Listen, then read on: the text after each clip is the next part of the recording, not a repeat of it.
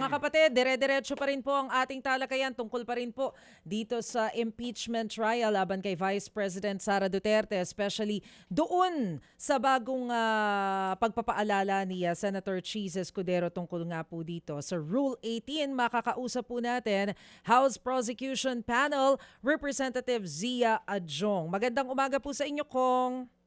Magandang umaga po, Miss Maricel. Magandang umaga, Manong Ted. Magandang umaga po sa mga nakikinig at nanonood ng inyong programa. Una po sa lahat, Congressman, ano po ang tingin ng prosekusyon dito po sa Rule 18? Well, we will act accordingly, no? Kasi yung Rule 18 yan, in-emphasize niya yung sub judice principle, no? So kami naman po ay tumatalima at kami po ay magkakaroon ng adjustment, no? Pagdating doon sa mga kung sino lang yung mapapayagan at maaalaw na magsalita at mag-engage with media sa mga interview. So yun po yung actually na mangyayari po from the prosecution side. Opo, balita nga po namin, yung iba sa mga prosecutors natin kailangan mag-resign as part of the legal team para mag-focus doon sa pagiging spokesperson. Gaano po kadami dito yung inaay natin na pwedeng maging tagapagsalita at sino-sino? Well, hindi pa ho tayo dumating dun sa punto na pinipilit or kailangan may mag-resign. Isa po yun sa mga option na available sa prosecution, no? Kung kinakailangan madagdagan yung mga spokesperson, mukhang mas maigi, no? Iniisip namin mas maigi na doon manggaling sa prosecution panel dahil alam nila at himay na nila yung issue na ito. So isa po yun sa mga options, but we are not saying po na yun po yung mangyayari. Ito po ay available naman na option na gagawin. If ever po na mangyari yon, hindi naman po mauubos lahat ng prosecution, no? Especially from the elected prosecutors from the House. Mga isa ang possible po na may dagdag as House prosecution spokesperson, no? Na manggagaling po sa House prosecution panel. Ayun, sino po kaya itong isa na to? Nako, hindi ko natin alam kasi maaari pong mag-iba-iba yung desisyon kung sino po yung available sa kanila, sino po yung willing din na magsalita, no, continuously sa ating ma-explain ang mga bagay-bagay sa ating mga kababayan. So we'll see po kung ano mangyayari in the coming days. Okay. Kailan po kaya natin malalaman, Kong? Well, tingnan po natin kasi sa palagitnaan po tayo ng Article 1, no, yung sa confidential funds. Sa ngayon, yung strategy po ng House Prosecution Panel ay yung kung sino pa yung magpapresenta ng mga other witnesses na magpapatunay na may misuse talaga dito sa confidential funds. So depende po yan kung sino po yung available na hindi na masasala o wala na pong ipapresenta in the upcoming articles na mapag-uusapan sa korte. So we will see po in the coming days, no. Hopefully by next week baka possible po na may madagdag na spokesperson po na manggagaling, possible na manggaling sa House prosecution team. Opo. Nabanggit niyo po yung witness. Ano na po yung final decision kung meron man ng prosekusyon tungkol po dito sa pagpapatawag kay Colonel Lachica?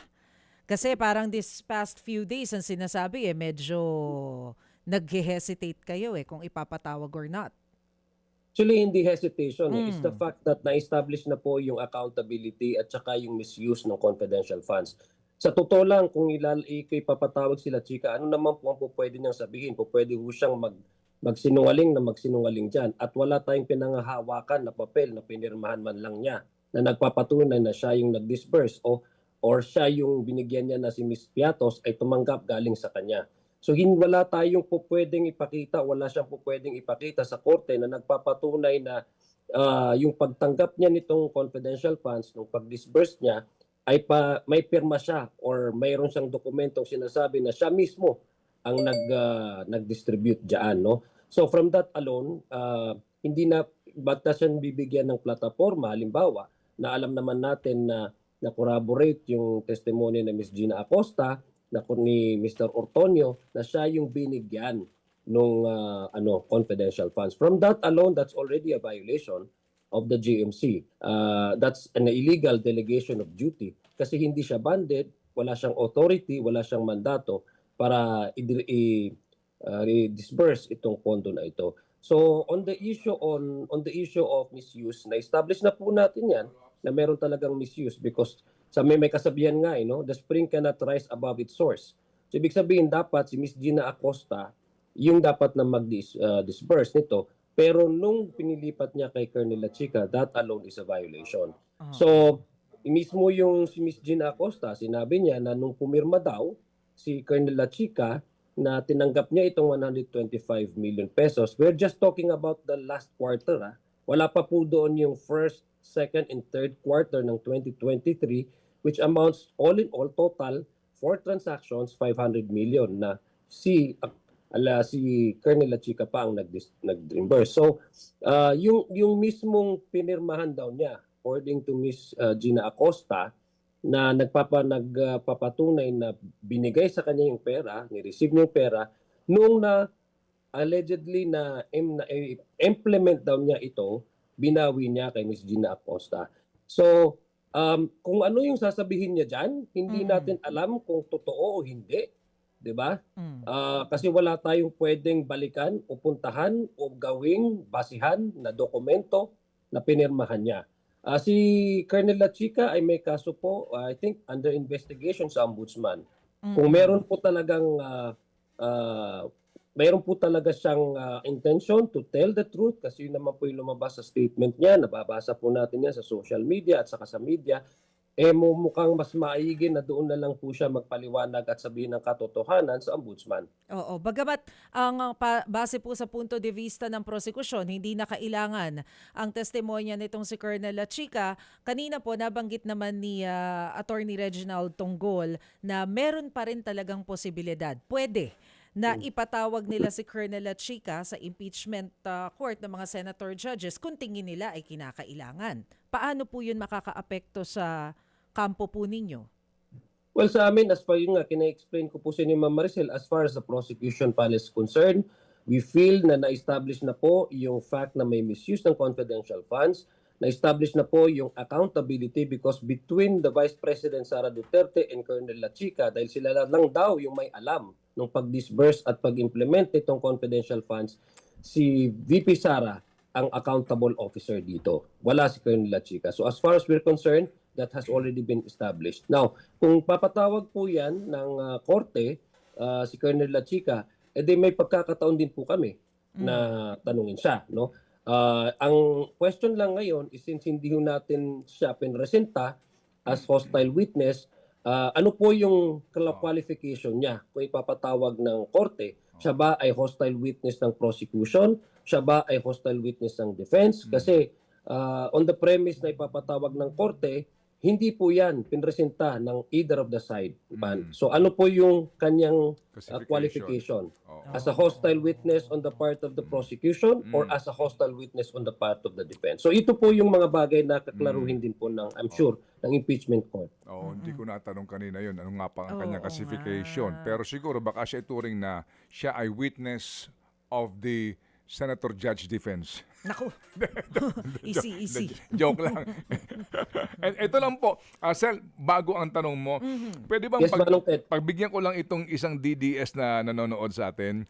Nagtatanong lang siya, Congressman, anong inyong sinasabi? Ilabas nyo ang ebidensya na tumanggap ni 5 sentimos mismo si VP Sara sa perang sinasabi ninyo. At meron siya maraming exclamation point dito. Yun ang kanyang tanong dito, isang DDS na nanonood sa atin. Anong sagot doon, Congressman? Well, unang-una, hindi po yung physical custody ng pera pinag-uusapan din po natin dito. Ang pinag-uusapan natin yung mandato at yung trust kung paano i-handle ang confidential funds. Ang sinabi po sa Joint Circular Memorandum, ang disbursement officer, special disbursement officer, siya lang po yung may kapangyarihan, may mandato at may authority para i-disburse ang pera sa pagdating po sa handling ng confidential funds. Ang problema po kay Vice President Sara Duterte, inutusan niya si Ms. Gina Acosta na ibigay itong 125 million kay Colonel La Chica na walang karapatang ihawakan ng pera, walang authority hawakan ng pera, walang mandato hawakan ng pera at siya ang nag-disburse. Ang problema, si Ms. Gina Acosta, siya ngayon na nadidiin. Si Colonel La Chica, siya ngayon yung pinagmulan nitong mga PEC, nitong mga ARs na ang pangalan ay pusa, pagong, ngit-ngit, Belat. at kung ano-ano pa. So, ibig sabihin po, yung kautusan po na yun, that already is an indication na merong willingness, walang takot, walang pakundangan, walang alinlangan na ma-violate yung mga polisiya para itong Okay. confidential funds na pera ng taong bayan ay hindi magamit sa tamang paraan. So Okay. yun po yung pinag-uusapan natin dito, yung mandato na kanyang violate, Okay. yung walang pakundangan na walang takot na pagbabaluktot nitong pulisiya na ito. Okay, sige po. Yan po ang sagot ni Congressman Adjong sa tanong po dito na nagagalit ngayon, ba't mo kami tinatawag na DDS? Hindi ko sila maintindihan. Ha? Oh, anyway, sige, itanong mo na yun sa'yo, Maricel. Oo, hindi Manong Ted. Kong, eto na banggit na rin natin yung mga usapang DDS. Di dumiretso na tayo kay VP Sara.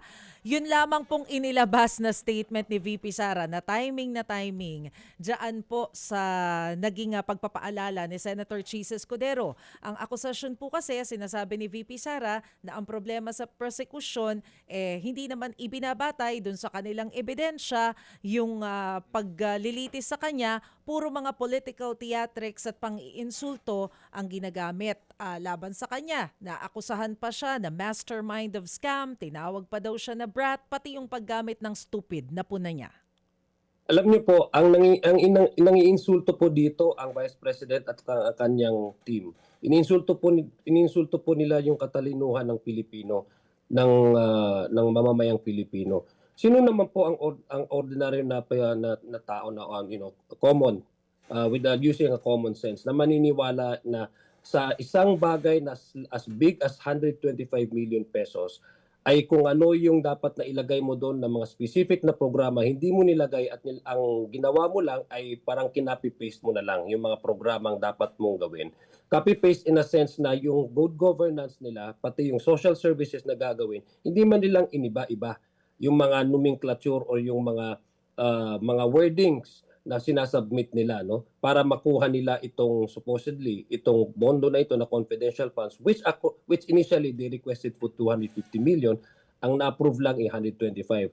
Not mentioning the fact na mas nauna pa yung request kaysa doon sa plano nila.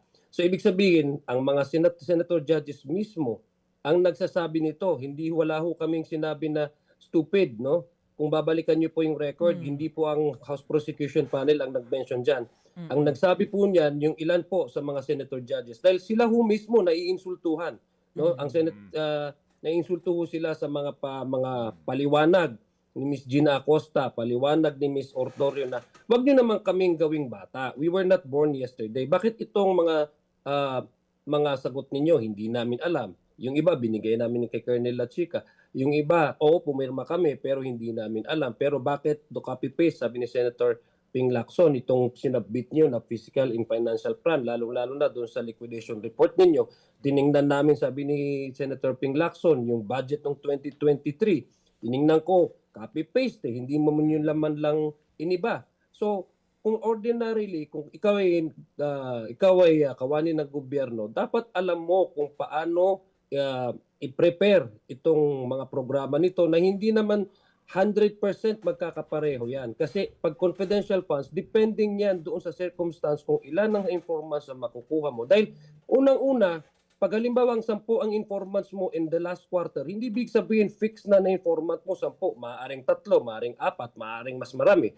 Pero bakit pare-pareho yung qualification ninyo ng programa at yung supposedly na parang na-predict niya na nagiging outcome yung gagastusin ninyo, no? Okay. Dapat ang magiging gastos niyo is based on the actual performance, based on an actual and specific program designed to a specific quarter. Sabi nga ni Senator Lacson, wag niyo naman kaming gaguhin. One word, sabi niya. How do you describe it? It's stupid. So ang nainsulto po dito ang taong bayan. Ang nainsulto po dito ang taong bayan dahil hanggang ngayon, walang explanation. Wala silang binibigay na explanation other than wag niyo nang tanungin. Confidential in nature yan. Yun na yun. Sige po. Sa panghuli po, may balak ba kayong mag-imbita ng testigo bilang expert witness kung paano ang paggasta sa confi funds at pag-liquidate nito gaya po ng request dati ni Ginoong Lacson? Yes po. Pinag-usapan po natin, actually, nung ni-raise po yan ni Senator Lacson, that also gave us an idea na maaari po isa sa mga gagawin na hakbang kung pwede magkaroon ng witness para maikumpara kung paano po talaga gamitin ang confidential funds ng maayos. Oh, sige po, looking forward po tayo dyan. Congressman Adjong, marami po salamat sa inyo pong panahon and have a good long weekend. Mga kapatid, patuloy po kayong tumutok sa 105.9 True FM para sa totoong balita, impormasyon, music and entertainment. Mag-subscribe sa aming YouTube channel at podcast at sundan nyo kami sa Facebook, Instagram, X at TikTok sa True Network PH. Bisitahin din po ang aming official website, truefm.ph. At panoorin din kami sa True TV Signal, Channel 19. Kami po ang 105.9 True FM. Laging true sa'yo, kapatid. Dito tayo sa totoo, tunay at tapat.